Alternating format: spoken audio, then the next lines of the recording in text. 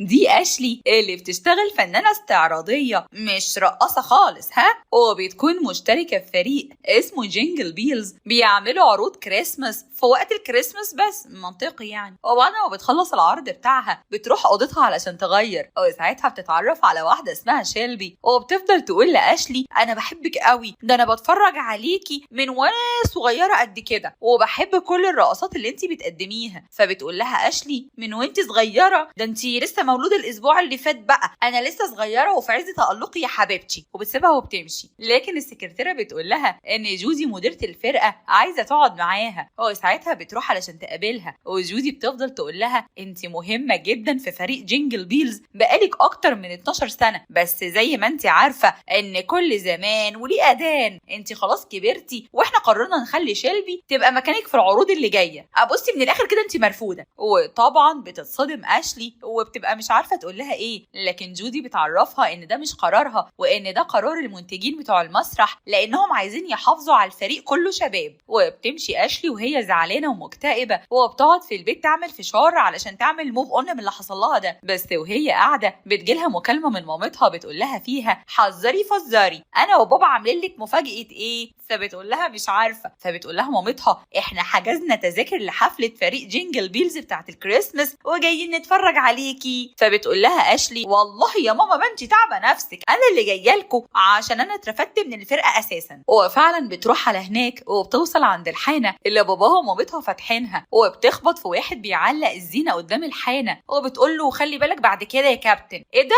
انت عينك حلوة كده ليه؟ وبتفضل متنحة شوية لحد ما بتدخل وبتقابل تروي وداني اللي شغالين على البار، وبتسلم عليهم. وبيجي باباها ومامتها وبيكونوا فرحانين جدا لان بقالهم كتير ما شافوهاش. واثناء ما هما بيتكلموا معاها بتيجي واحدة اسمها بياتريس، واللي بنعرف انها صاحبة الحانة وهي مأجراها ليهم، وبتاخد بابا ومامة أشلي على جنب تتكلم معاهم شوية. ولما بيرجعوا بتسألهم أشلي كانت عايزة ايه، فبيقولوا لها مش وقته دلوقتي. وبعدها بيدخل الشاب الزين اللي كان بيعلق الزينة، وبنعرف ان اسمه لوك. ومامة أشلي بتفضل تقول لها بس ايه رأيك بذمتك مش الواد حليوة وطول بعرض؟ فبتقول لها لا انا فيا اللي مكفيني، مش وقت نونا المأذونة دلوقتي خالص.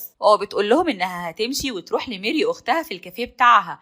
فعلا بتمشي وبتروح لميري الكافيه، وبتقابل رودجر المساعد بتاعها واللي بيرحب بيها اول ما بيشوفها لانه يعرفها من زمان. وبتقعد أشلي تتكلم مع ميري شوية، وبتتفاجئ بلوك برضه داخل الكافيه عند ميري. فبتقول له انت ايه حكايتك بقى، انت مراقبني ولا ايه؟ وميري هي كمان بتعرفها عليه. فبتقول لها أشلي يا دي النيلة، دي تالت مرة اتعرف عليه في ساعتين، انا زهقت منه. فبتقول لها ميري على فكرة لوك مروح لو عايزة يوصلك ولا حاجة. فبيقول لها على فكرة انا مش هبقى متضايق لو جيتي معايا عادي.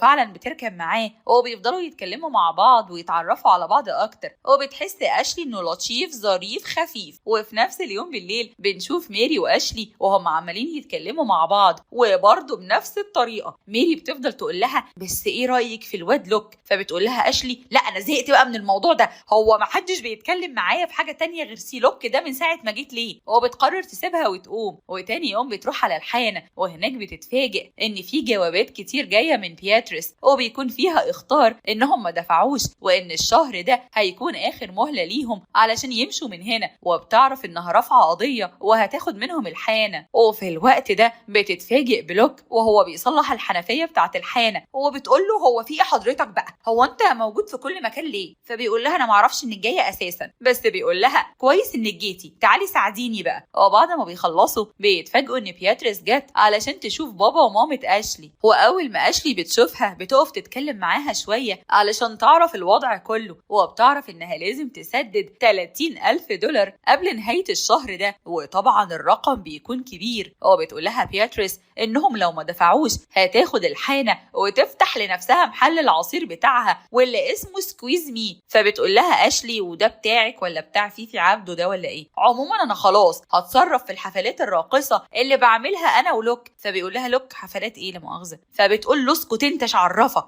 فبيقول أيوة طبعا الحفلات بتاعتنا، أمال إيه، هي اللي هتجيب الفلوس دي على آخر الشهر. فبتقول لها بياتريس هنشوف. ولما بتمشي بيفضل لوك يقول لأشلي حفلات إيه؟ فبتقول له أنا اترفدت من الفرقة وأنت قلت قبل كده إنك بتحب بابا وماما وإن ليهم فضل عليك، يبقى ليه لأ احنا نعمل فرقة ونتدرب ونقدم عروض ونجيب فلوس للحانة بتاعتنا. وبتفضل تتكلم معاه لحد ما بتقنعه، وفعلا بتعمل فرقة فيها لوك ورودجر ومعاهم تروي، وبتفضل تدرب فيهم هما التلاتة لحد ما مع الوقت بيتحسنوا وبيقدروا يقدموا حاجة كويسة. ومن وسط التدريبات دي بتكون في فقرة رقص سلو ما بين أشلي ولوك، وبيبقى فيها شوية تعطيف وتلطيف لحد ما بيجي ميعاد أول يوم في العروض بتاعتهم في الحانة، وبيكون لوك قاعد خايف إنه يقوم علشان يعمل العرض، وبيقول لأشلي إنه متوتر وخايف يبوظ كل حاجة. فبتقوله إنها كانت زيه في أول عرض ليها، بس المخرجة قالت لها تبص على حد مألوف من الجمهور وتركز معاه هو وتنسى باقي الناس اللي قاعدين وكأنهم مش موجودين أساسا. وفعلا بعد شوية بيقوموا وبيطلعوا على المسرح وبيقدموا عرض حلو جدا والناس بتتفاعل معاهم. وبعد العرض بيروح لوك يشكر أشلي وبيقول لها إن لولاها كان العرض باظ النهارده، وبيقدم لها سلسلة هدية علشان يشكرها، وهي كمان بتشكرهم كلهم وبتقول لهم إن هم اللي عملوا كل حاجة، وبتشجعهم علشان لسه قدامهم شغل كتير الفترة الجاية والطلب عليهم هيبدأ يزيد. وبعد ما بيخلصوا بيطلب منها لوك إنه يتمشى معاها لحد البيت ويتكلموا مع بعض شوية، وفعلا بيخرجوا وبيفضل يسألها متجوزة، طب مرتبطة، طب حد بيتكلم عليكي؟ فبتقول له أنا سنجل وأفتخر. ولما بتسأله هو بيقول لها إنه كان متجوز بس الموضوع خلص بشكل كارثي وهو مش عايز يتكلم عنه. وتاني يوم بتروح أشلي تقابل مامتها وبيتفقوا إنهم يعملوا كيك علشان يبيعوه للناس في العروض ويجيبوا فلوس أكتر. وبعد ما بتخلص بتروح تقعد مع ميري في المطعم وبتقرأ خبر في الجريدة بيتكلم عنها وعن العرض اللي قدمته. وأثناء ما هم بيتكلموا بيشوفوا واحد داخل المطعم وعمال يرقص على نفسه. فبتقول أشلي لميري إن الراجل ده هو السواق اللي هي ركبت معاه أول ما جت هنا، وبتروح تتكلم معاه وبتطلب منه ينضم للفرقة بتاعتهم عادي جدا. وفعلا بيوافق بمنتهى السهولة، وبتبقى الفرقة مكونة من 4 أشخاص دلوقتي، وده بيخليها تغلي التذاكر والعروض بتكون أحلى والفلوس بتبقى أكتر والناس بتتفاعل معاهم بشكل أكبر كل يوم في العروض بتاعتهم. لكن في يوم بيتفاجئوا كلهم إن رودجر وقع من على السلم وهو جاي وإنه مصاب في رجله ومش هيقدر يرقص معاهم، فبيطلعوا هما التلاتة من غيره. لكن العرض بيكون معمول ل4 أشخاص وفي واحد بقى مطلوب منه إنه يقوم بدور 2 مش واحد بس، وده بيخليهم يتلخبطوا وبيفضلوا يخبطوا في بعض كل شوية والعرض بيبوظ. فبيقول لوك للجمهور إنهم هياخدوا راحة ويرجعوا مرة تانية، وساعتها بيدخلوا فعلا وبيفضلوا يفكروا ممكن يعملوا إيه لحد ما بيتفاجئوا إن داني بيلبس زيهم وبيقول لهم إنه هيشارك معاهم في العرض. فبيقولوا له طب يا حاج داني مش خايف لا تستهوى؟ فبيقول لهم الدهن في العتاقي وهتشوفوا بنفسكم. وفعلا بيطلعوا هما ال4 والعرض بينجح وكل حاجة بتبقى زي الفل. وبعد شوية بنشوف مذيعة بتتكلم مع الفريق في لقاء تلفزيوني وبتقول لهم إنهم أشهر ناس في المدينة كلها وإن في جمهور من مدن تانية بتسافر مخصوص علشان تيجي تتفرج عليهم، وكلهم بيشكروا الناس اللي بتثق فيهم وخصوصا أشلي اللي تعتبر السبب الأول في كل اللي هم فيه ده. وبتكون أشلي بتتفرج على الفيديو ده في المطعم عند ميري، وتروي بيكون معاها وبيقول لها إن لوك ده غلبان والله علشان كده ربنا بيكافئه. مين كان يصدق إنه يضحك تاني بعد اللي حصل له؟ فبتقول له هو إيه اللي حصل له؟ فبيقول لها إنه كان متجوز واحدة اسمها إيمي وكانوا عايشين مع بعض في المدينة وقرروا إنهم يسافروا وينقلوا حياتهم كلها هنا،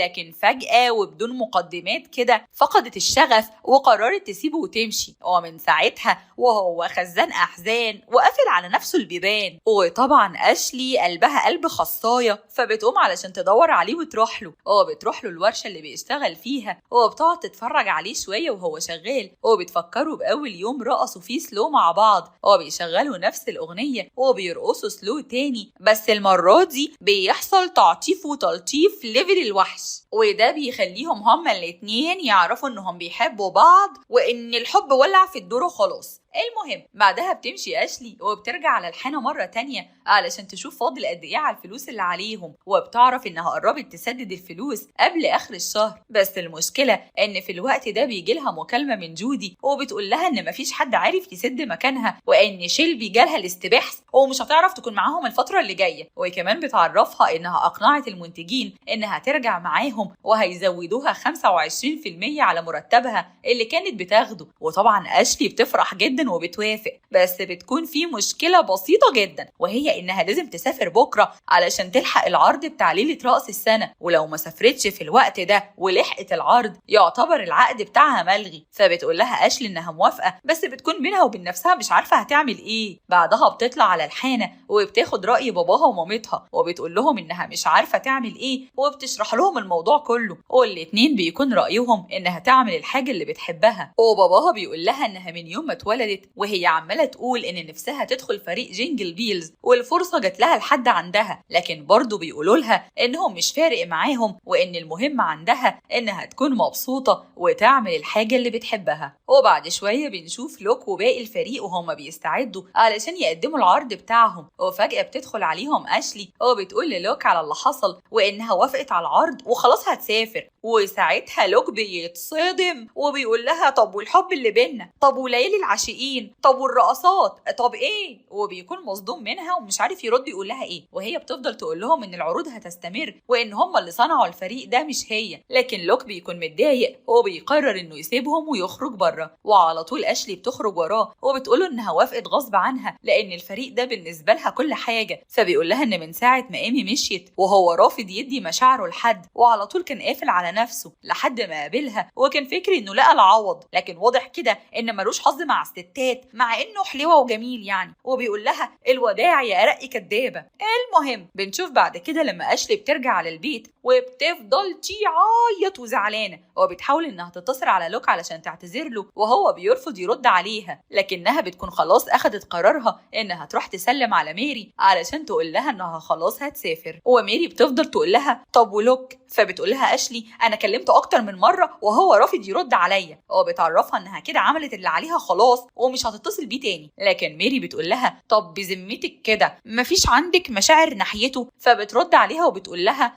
بصراحه عندي مشاعر ناحيته ومعجبه بيه، وما حسيتش الاحساس ده مع حد من زمان قوي، بس المشكله اني مش عارفه اعمل ايه. عموما انا خلاص ماشيه. ولما بتخلص كلامها بنشوف ان لوك اصلا كان بيصلح ترابيزه وسامع كل الكلام اللي اتقال. بعدها على طول بيروح على الحانه وبيفضل يتكلم مع الفريق ان كل حاجه هتمشي زي ما هي من غير اي تغيير، وان هو اللي هيكون مكان أشلي وهيصمم الرقصات بعد كده. فبيتكلم رودجر وبيقول له معلش بس هو انت مين اللي خلاك الكابتن علينا؟ يعني انا مش فاهم الصراحه. وبيفضلوا يتخانقوا مع بعض، ولوك بيفضل يقول لهم ان الحانه دي بتجمعنا كلنا واحنا محتاجين نسدد الديون اللي عليها علشان تفضل مفتوحه. وباقي الفريق بيتدخلوا وبيخلصوا المشكله اللي ما بينهم، وبيقولوا لما نخلص عرض النهارده نبقى نشوف مين هيبقى القائد بعد كده. المهم ان الناس قاعدين بره وعايزين يفرفشوا ولازم نتحرك دلوقتي. وفي الوقت ده بتكون أشلي راكبه العربيه وبتتحرك على المطار، وطبعا الفكره دي اتحرقت في 500 فيلم قبل كده، والطريق بيكون واقف، وده بيديها فرصه انها تفكر مع نفسها اكتر وتسمع اغاني الكريسماس في الراديو والعيد فرحه واجمل فرحه والحاجات دي. المهم من الناحيه التانيه بنشوف الفريق وهم بيعملوا العرض، وبيقرر لوك انه يوقف العرض علشان مش قادر يرقص اكتر من كده وهو حزين، لحد ما فجاه الباب بيفتح وبتدخل أشلي وبتعتذر له وبتقول له انها ما قدرتش تسافر وانها اكتشفت انها بتحبه وبتموت فيه. وعلى طول الاغاني بترجع والعرض بيكمل والفرقه بتولع المسرح، وبيروح لوك يتكلم معاها وبتفضل تطلب منه انه يسامحها وانها مش هتعمل كده تاني لانها بتحبه. وبعد شويه بنشوف ان الحانه سددت كل الديون اللي عليها، وانهم كلهم متجمعين مع بعض علشان ياكلوا في ليله الكريسماس زي ما كانوا متعودين طول عمرهم في اليوم ده. وبتدخل بياتريس علشان تاخد الفلوس بتاعتها، وبتقول لأشلي انها كانت مقلله منها ومش عارفه انها هتقدر تحقق الارباح دي في الوقت القليل ده. وبتشكرها انها مش بس غيرت الحانه دي، غيرت البلده بتاعتهم كلها، ومش عارفه بصراحه هي عملت ايه بس تمام يعني. وطبعا أشلي بترد عليها بمنتهى الكرم وبتقول لها تيجي تاكل معاهم، وبيتجمعوا كلهم وهم مبسوطين. وبعد ما بيخلصوا خلصوا بيخرج لوك واشلي وبيفضلوا يلفلافوا ويحبوا في بعض، والناس بتتلم حواليهم وهم مبسوطين برضه. والحكمه بقى اللي احنا طلعنا بيها من الموال البامبي المسخسخ ده، قومي يا بت واعملي فرقه رقص واقنعي الكراش انه ينضم ليها، وقولي له اصلي بالله عليك محتاجه فلوس علشان ماما محتاجه فيلر وبوتوكس، فطبعا هيعطف عليكي وهينضم للفرقه. وبعدين بقى لا انت فاكره ايه؟ انت فاكره انه هيبصلك؟ ده هيروح يشقط مامتك بعد ما نفخت وشدت. وشكرا يا فندم.